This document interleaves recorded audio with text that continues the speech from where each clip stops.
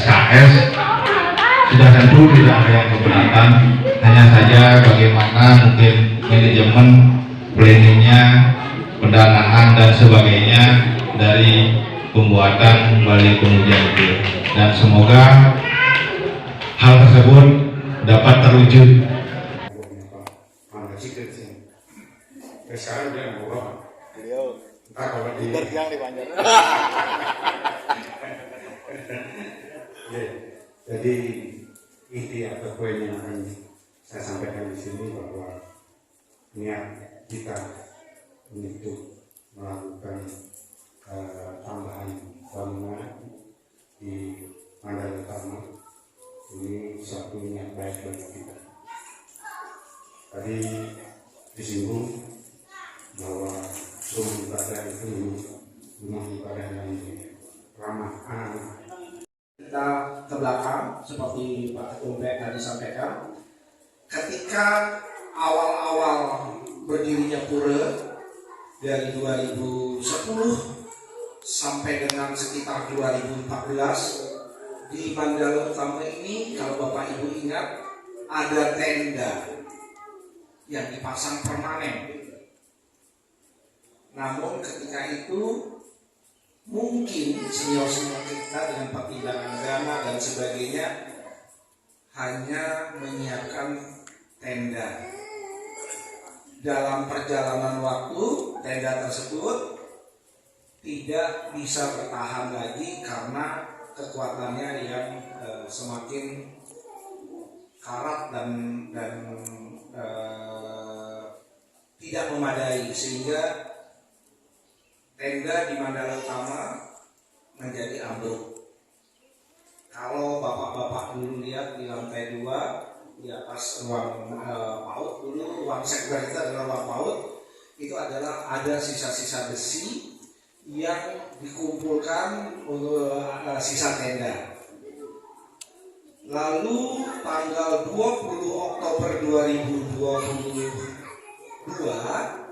Manggala Banjar kami mengundang semua stakeholder dari Pak Ketua minta waktu agak panjang ini untuk menjelaskan ini. Nggak apa-apa ini. Silakan. Lalu pada tanggal 20 Oktober 2022 Manggala Banjar mengundang seluruh stakeholder pengempon Pura PJJ, di mana ketika itu disampaikan wacana untuk membuat ruang peneduh. Dari hasil rapat, semua TP menyatakan persetujuannya. Memang ada beberapa catatan ketika di rapat tersebut. Ampure Pak Wayan Soryani, Pak Suwade, kalau tidak ada salah atau kurang tepat informasinya, mohon langsung dikoreksi ya Pak. Ketika itu memang ada beberapa catatan, misalnya desain hanya di kanan kiri dari Bali Pawedan dan sebagainya. Namun dalam catatan terakhir dari notulen rapat diminta apapun rencana kita adalah wajib mengikuti apa yang disampaikan oleh Ratu Prade. Misalnya kita merencanakan kanan kiri berbentuknya, namun satu poin kunci dalam notulen rapat disebutkan wajib mengikuti apa yang menjadi petunjuk Ratu Prade. Dari bulan Oktober sampai ke bulan Februari kemarin. Ketika itu beberapa tokoh kita, salah satunya Pak Tetsuade, menghubungi Ratu Prade untuk berkonsultasi. Namun yang mengagetkan kita, beliau bukan yang menerima kita di gereja, tapi beliau rawuh ke Meki, ingin melihat langsung kondisi PJJ saat itu. Ketika kita menyampaikan bahwa ada wacana untuk membuat tempat peneduh, belum ada nama waktu itu. Lalu kemudian beliau benar berkenan untuk rawuh ke PJJ sekitar 4-5 jam beliau di sini. menyampaikan petunjuk-petunjuk terkait proses atau rencana pembangunan. Petunjuk-petunjuk yang beliau sampaikan sangat-sangat clear, termasuk titik-titik di mana bangunan itu akan dibangun dan berapa jarak dari satu bangunan ke bangunan yang lain. Kalau Bapak Ibu sedikit perhatian di Manggala Utama, ada beberapa tanda sebetulnya saat ini sudah tertanam di Manggala Utama. Memang tandanya tidak cukup jelas supaya tidak mengganggu pemandangan, tapi masih bisa dilacak tanda yang ada. Dan Manggala Banjar akhirnya menuangkan petunjuk-petunjuk beliau dalam bentuk gambar teknis, dalam bentuk gambar yang siap untuk dikerjakan secara teknik atau konstruksi. Dan gambar tersebut kembali disampaikan kepada Ratu Pranda. Apakah gambar tersebut sudah sesuai dengan petunjuk beliau? Di sini Tian bisa sampaikan bahwa pada akhirnya beliau menandatangani gambar-gambar yang kita sudah siapkan berdasarkan petunjuk beliau sendiri ketika beliau rawuh untuk melihat Pura PGG. Beliau menegaskan bahwa sebagai Manggala Pura, beliau sangat konsen dengan keberadaan Pura Parahyangan Jagadguru karena Pak Suwada sebagai pendiri Pura ini dan Anton dan bapak-bapak senior yang lainnya, beliau menyatakan bahwa Pura ini memiliki hubungan yang sangat dekat dengan beliau, sehingga apa yang disampaikan dari gambar itu langsung ditandatangani. Satu juga yang ingin kami sampaikan bahwa dasar pemikiran kenapa Manggala Banjar berketetapan hati untuk membangun Balai Siti Puja adalah kita ingin pura kita menjadi sahabat buat anak-anak kita, tidak lari ketika orang tuanya mengajak untuk berpanas-panasan atau berhujan-hujanan. Jadi satu tagline muncul dari ide Pinandita Jeromangku Suwarno adalah PJJ Sahabat Anak.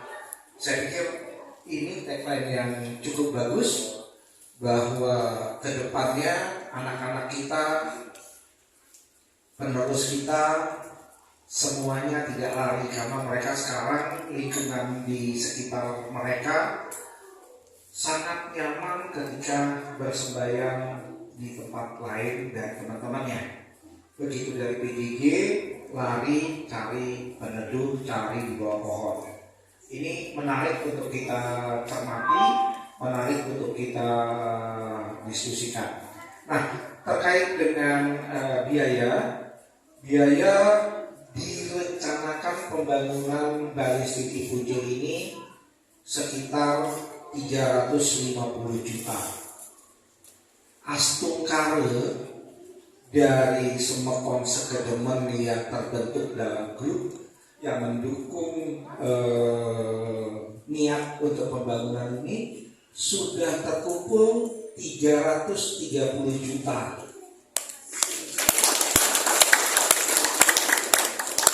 Artinya mudah-mudahan bila Bapak Ibu semua berkenan dan menyetujui rencana pembangunan ini bisa kita selenggarakan dengan dana 330 juta yang sudah terkumpul. Artinya mudah-mudahan tidak memberatkan Semekon warga Banjar Tangerang Selatan. Yang kedua yang ingin Tiang tekankan atau Tiang sampaikan bahwa kapan mulai rencana pembangunan ini? Rencana pembangunan ini tidak boleh selama proses pembangunan ada puja wali. Harus setelah puja wali baru dilakukan pembangunan dan wajib selesai sebelum puja wali akan datangnya.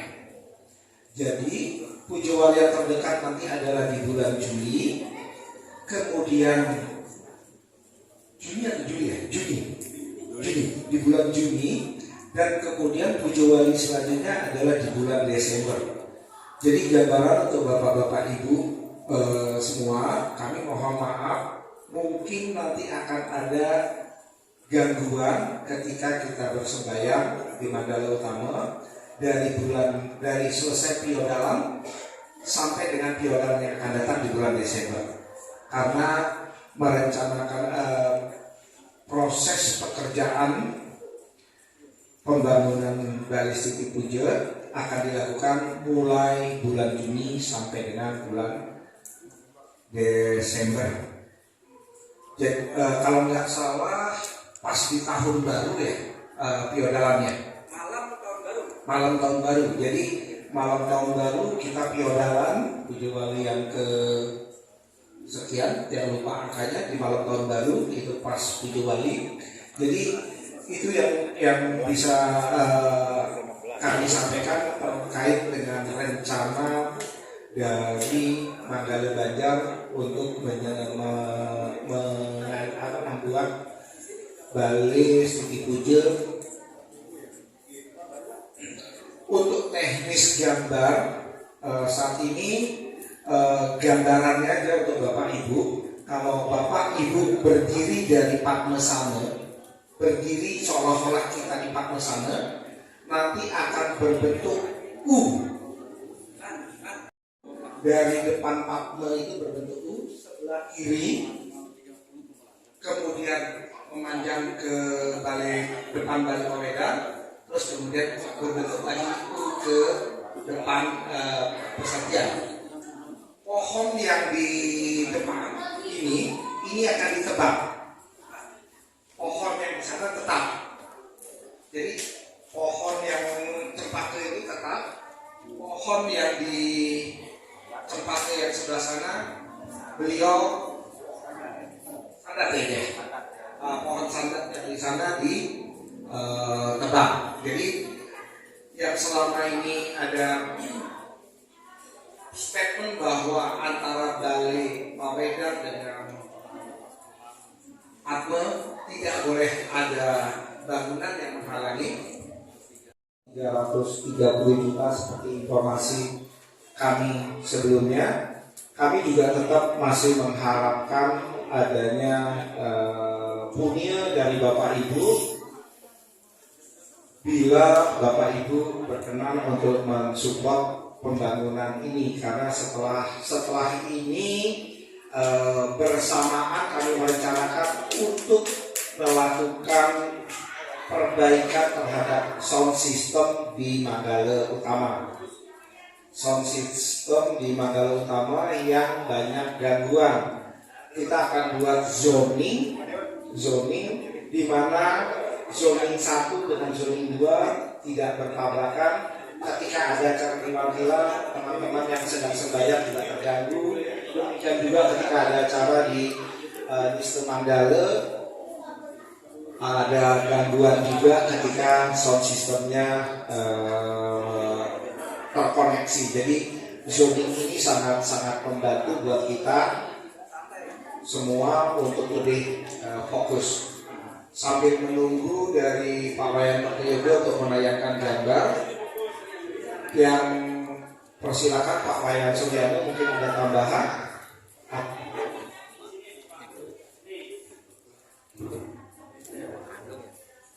Yesus semua teman-teman. Om Swastiastu. Apa yang disampaikan oleh Pak Nyoman Arke sudah lengkap.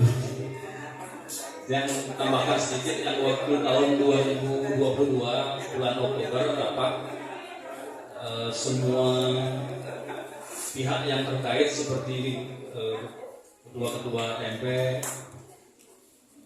Mandala Banjar, Bamus, Pinandike, semua hadir dan semua sepakat untuk mendirikan ini Balai Peneduh itu.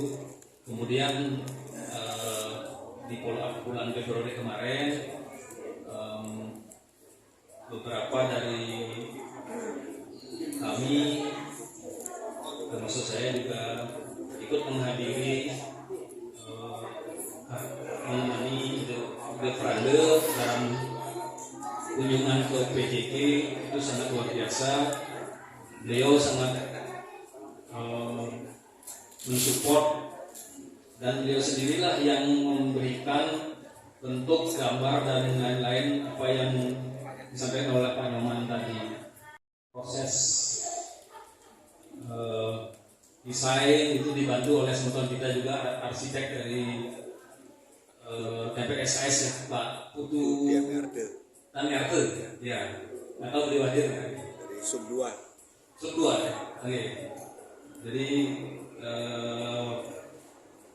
walaupun kita semua TMP mensupport, tapi dari TMP SKS luar biasa, sangat tinggi supportnya untuk rencana pembangunan balai penduduk ini yang disebut Balai Siti Puje. Ini mudah-mudahan Bapak Ibu yang berkenan untuk memberikan support, silakan nanti semua dipersilahkan, berapapun kemampuannya, tidak memberatkan Bapak Ibu yang lain. Mudah-mudahan ini bisa berjalan sesuai dengan harapan kita. Oke, demikian Pak Nyoman. Mungkin kita lanjut. Ya juga. Bapak-bapak, berikut adalah gambar, mohon dari gambar 1 dulu, ayo. Ya. Oke, ini adalah gambar A, itu adalah gambar Patwasana.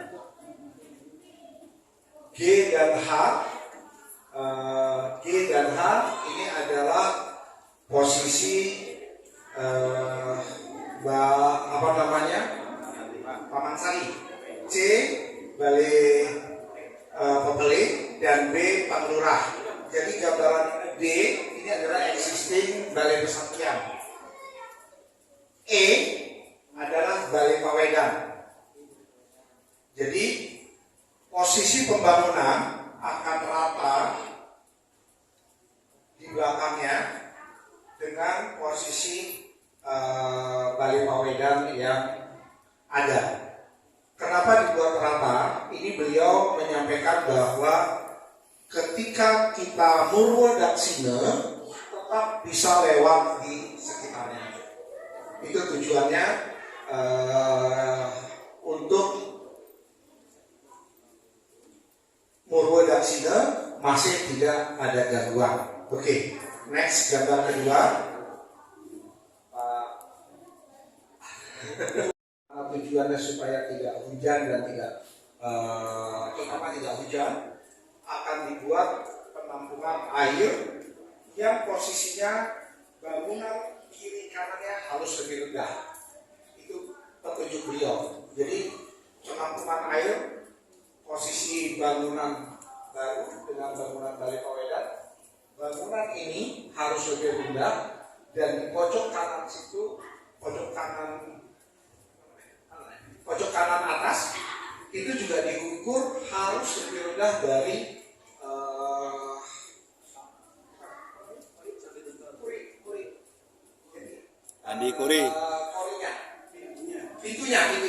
pintunya. Jadi itu petunjuk beliau sangat detail yang kami sampaikan, bahwa beliau memberikan petunjuk yang cukup detail. Pintu utama di mana? Jadi bukan pintu kiri kanan ya, pintu utama.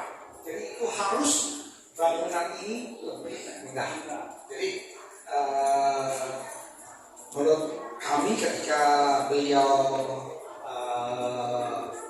mau ke sini sangat detail memberikan petunjuk, sampai ketika kita pengukuran titik-titiknya itu beberapa kali kita belum bisa menangkap pertama beliau nyampein sampai beliau gitu aja nggak ngerti loh, karena kita ragu-ragu masih menyampaikan. Oke, dan terakhir ini adalah gambar terakhir ini terkait dengan